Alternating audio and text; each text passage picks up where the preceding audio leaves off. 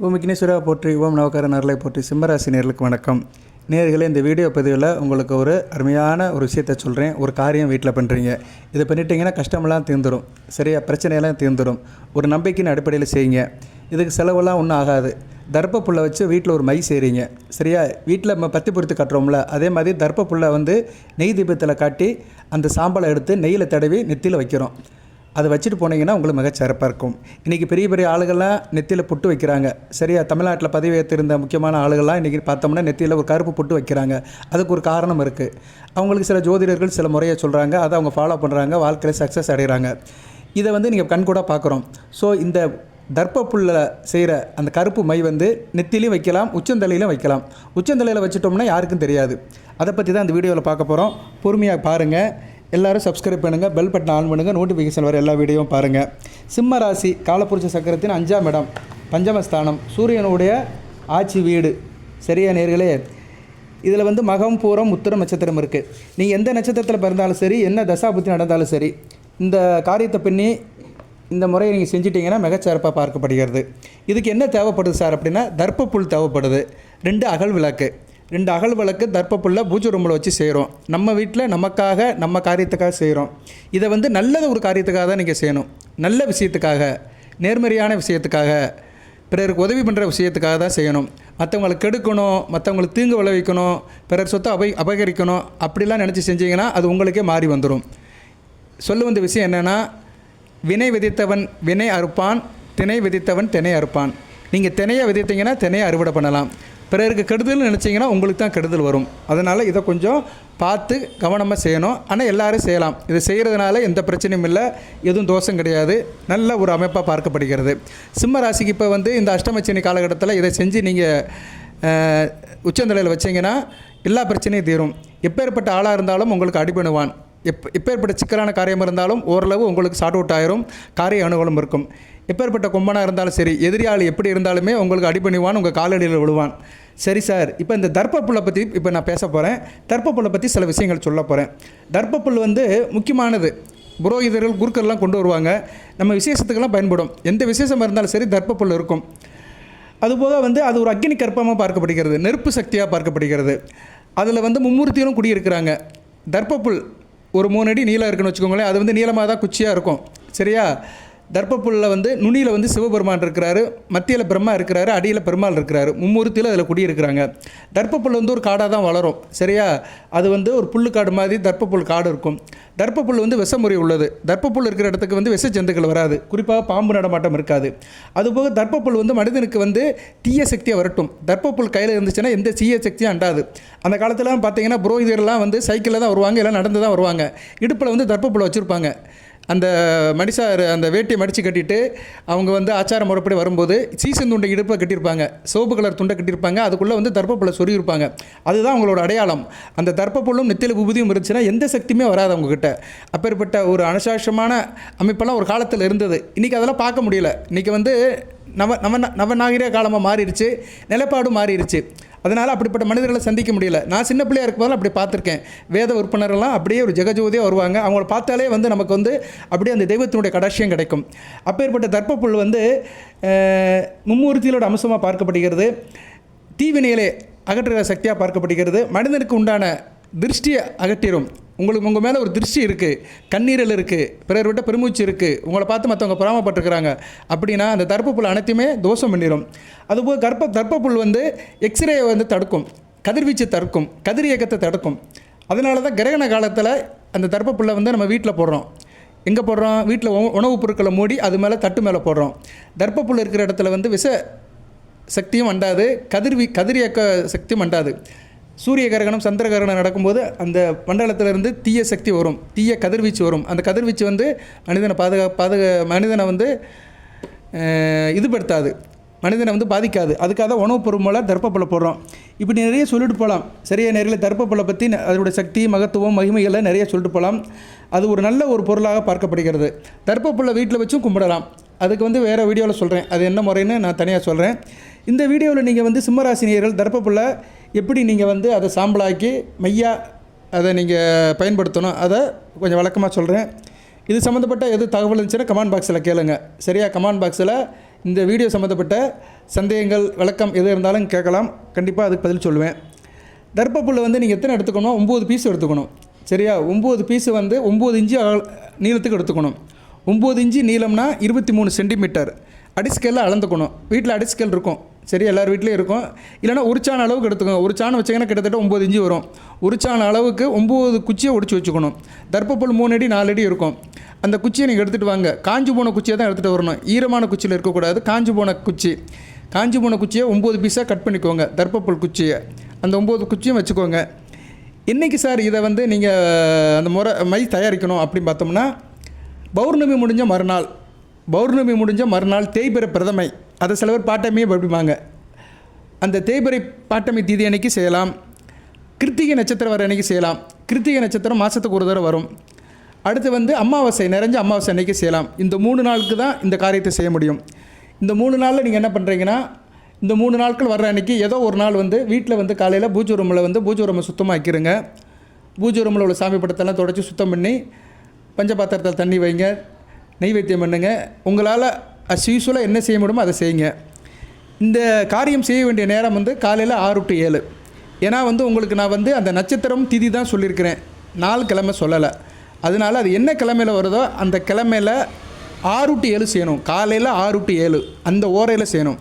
ஒவ்வொரு நாளும் காலையில் 6 to 7 அந்த கிழமையோட ஓரை வரும். அன்றைக்கி செஞ்சீங்கன்னா சக்தி அதிகமாக இருக்கும். ஸோ அந்த கிழமையில் என்ன செய்கிறீங்கன்னா, இந்த தர்ப்பப்புல் 9 குச்சியை வச்சுக்கிட்டு நீங்கள் பூஜையில் உட்காந்துருங்க. குடும்பத்தோடு உட்காந்துக்கலாம். சரியா? தனி ஒரு மனிதன் தான் உட்காரணும் இல்லை, குடும்பத்தில் 6 மணி நேரம் உட்காந்துக்கலாம். 12 வயதுக்கு மேற்பட்டவர்கள் தான் அந்த காரியத்தை செய்யணும். ஆணாக இருந்தாலும் சரி, 12 இருந்தாலும் சரி, 12 வயதுக்கு மேற்பட்டவர்கள் செய்யணும். அதுபோக வந்து வீட்டில் அந்நேரம் பெண்கள் தூரமாக இருக்கிறாங்க, வீட்டுக்கு வழக்கமாக இருக்காங்கன்னா அந்நேரம் செய்யக்கூடாது. அதுபோல் வீட்டில் எதுவும் துக்க நிகழ்ச்சி இருக்குது, சொந்த பந்தத்தில் யாரும் இறந்துட்டாங்கன்னா அந்த விசேஷம்லாம் முடிஞ்ச பின்னாடி தான் செய்யணும். அதெல்லாம் நீங்கள் வீட்டில் பெரியவங்ககிட்ட கேட்டுக்கணும். சரியா? அது மாதிரி இருந்துச்சுன்னா, நிகழ்வுகள் நடந்துச்சுன்னா அந்நேரம் இந்த காரியத்தை ஒத்தி போடணும். மற்ற நேரம் நார்மலாக இருக்க நாளில் செய்யலாம். காலையில் 6 to 7 பூஜை ரூமில் உட்காந்து தெய்வத்தை வணங்குங்க. மனப்பூர்வமாக உங்கள் பிரார்த்தனையை சொல்லுங்கள், கஷ்டத்தை சொல்லுங்கள். நல்ல விதமாக பார்க்கப்படுகிறது. சொல்லி முடித்த பிறகு ஒரு அகல் விளக்கு ஏற்றுங்க. அகல் விளக்குன்னா என்ன? மண் விளக்கு தான், கிளியாஞ்சட்டின்னு சொல்லுவோம்ல, அதான். அதில் ஒரு திரியை போட்டு நெய்யை ஊற்றி தீபத்தை ஏற்றுங்க. மனப்பூர்வமாக வணங்குங்க, இறைவனை வணங்குங்க. இந்த 9 குச்சி இருக்குது பார்த்தீங்களா, 9 இன்ச்சு நீளத்தில் எடுத்துருக்குறோம். ஏன்னா 9 இன்ச்சுங்கிறது ஒவ்வொரு கிரகத்துக்கும் உள்ளது. 9 நவகிரகங்களுக்கும் அதில் ஒரு பங்கு வரும். அதை அப்படியே அந்த தீயில் காட்டுங்க. பத்தி பிடிச்சிக்கிறோம், பத்தி மாதிரி எரியும். அதை கொஞ்சம் நேரம் கையில் வச்சுட்டுருங்க. முழுமையாக நம்ம கையில் பிடிக்க முடியாது. அதுக்கு என்ன பண்ணணும்னா, அதை வந்து நீங்கள் வந்து ஒரு பித்தளை தட்டில் போட்டலாம். பித்தளை தட்டில் போட்டிங்கன்னா அது பரிபூர்ணமாக எரிஞ்சு அப்படி சாம்பல் ஆயிரும். சரியா? ஒரு பித்தளை தட்டு இல்லைன்னா ஒரு கிண்ணம் ஏதோ ஒரு பாத்திரத்தில் வச்சுருங்க. எவர் சில்வர் மேக்ஸிமம் யூஸ் பண்ண வேண்டாம், பித்தளை. சரியா? பித்தளை இல்லைன்னா கண்ணாடி பவுல், ஏதோ ஒரு பீங்கான் பவுல், இதில் ஏதோ ஒன்று வச்சுக்கலாம். நீங்கள் உங்கள் சௌரியத்துக்கு ஏற்ற மாதிரி தான். அதை வந்து அந்த தர்ப்பப்புல் முழுமையாக எரிஞ்சு சாம்பல் ஆயிரும். அந்த சாம்பலை அப்படியே கலெக்ட் பண்ணுங்கள். சரியா? அந்த சாம்பலை கலெக்ட் பண்ணி இன்னொரு அகல் விளக்கில் போடணும். மொத்தம் 2 அகல் விளக்கு சொன்னேன். ஒன்றில் தீபம் எரிஞ்சிட்ருக்கோம், ஒன்றில் வந்து வெறுமனையாக இருக்கும். அதில் போட்டுருங்க. அந்த சாம்பல் ஃபுல்லாக கலெக்ட்டு அந்த அகல் விளக்கில் போட்டுருங்க. இப்போ என்ன செய்ய போகிறீங்கன்னா, அந்த தீபம் எரிஞ்சிட்ருக்குல்ல, நெய் தீபம் எரியுதில்ல, அதுலேருந்து கொஞ்சம் நெய்யை எடுத்து அதில் ஊற்றணும். தேவைக்கு ஊற்றணும். 1 சொட்டோ 2 சொட்டோ ஊற்றிட்டு கொஞ்சம் நேரம் கழித்து உங்களுடைய வலதுகை ஆள்காட்டி விரல் இருக்குல்ல, பெருவிரல், அதனால் அதை மிக்ஸ் பண்ணணும், குலைக்கணும். ஏன்னா அது வந்து குருவுடைய அருள் உள்ள விரல். வலதுகை பெருவிரலில் குரு பகவானுடைய ஆதிக்கம் இருக்குது. குரு பகவான் ஆதிக்கம் தான் ரொம்ப முக்கியம். குரு அருள் திருவரலாக மாறும். எந்த ஒரு பூஜை புனஸ்காரம் ஆன்மீகம் இருந்தாலுமே பெருவரலை வந்து நல்லா யூஸ் பண்ணணும். பத்தி காட்டும்போதும் சரி, சூடம் காட்டும்போதும் சரி, மற்றவங்க உபூதி பூசும்போதும் சரி, இந்த பெருவரலுக்கு வந்து பெரிய சக்தி இருக்குது.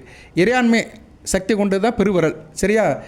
குறிப்பாக விபூதிக்கு வந்து பெருவரல், குங்குமத்துக்கு வந்து மோதிர விரல். சரியா? சரி, இப்போ நம்ம வந்து பெருவரலே எடுத்துக்கிறோம். பெருவரலால் அந்த சாம்பல் இருக்குது பார்த்தீங்களா, தர்ப்பப்புல்ல எரிச்ச சாம்பல், அது கிட்டத்தட்ட எப்படி இருக்கும் சார் அப்படின்னு பார்த்தோம்னா, நம்ம பத்தி எரிச்சோம்னா சாம்பல் வருது, அது மாதிரி தான் இருக்கும். வீட்டில் பத்தி பொறுத்தவரை அந்த சாம்பல் கீழே கிடக்கல, அது மாதிரி தான் அதுவும் இருக்கும். அதில் வந்து கொஞ்சம் ஒரு சொட்டோ 2 சொட்டோ நெய்யை தேவைக்கு ஊற்றிட்டு அப்படியே அதை மிக்ஸ் பண்ணுங்கள். மிக்ஸ் பண்ணிட்டீங்கன்னா கருப்பு கலர் மையாயிரும். கருப்பு கலராக இருக்கலாம், சாம்பல் கலராக இருக்கலாம். இதை என்ன பண்ணுறீங்கன்னா பூஜை ரூம்லேயே வச்சுருங்க. இதை வந்து தினமும் நீங்கள் வச்சுக்கலாம். தினமும் நீங்கள் காலையில் குளித்து முடிச்சுட்டு பூஜை ரூமில் சாமியெல்லாம் கும்பிட்டுட்டு ஒரு காரியத்துக்கு கிளம்புறீங்க. அந்த காரியம் நல்லபடியாக முடியணும், சக்ஸஸாக முடியணும் அப்படின்னா நீங்கள் இதை எடுத்து நமச்சிவாய நமக அப்படின்னு உச்சந்தலையில் வச்சுக்கணும். உச்சந்தலையில் வச்சுக்கிட்டிங்கன்னா உங்களுக்கு மட்டும் தான் தெரியும், வேறு யாருக்கும் தெரியாது. கிழக்கு பக்கம் நின்று நீங்கள் இதை வைக்கணும். சரியா? அதே மாதிரி பூஜை பண்ணும்போதும் நீங்கள் வந்து பூஜை ரூமில் வடக்கு பக்கம் அல்லது கிழக்கு பக்கம் உட்காந்து தான் அந்த பூஜை பண்ணணும்.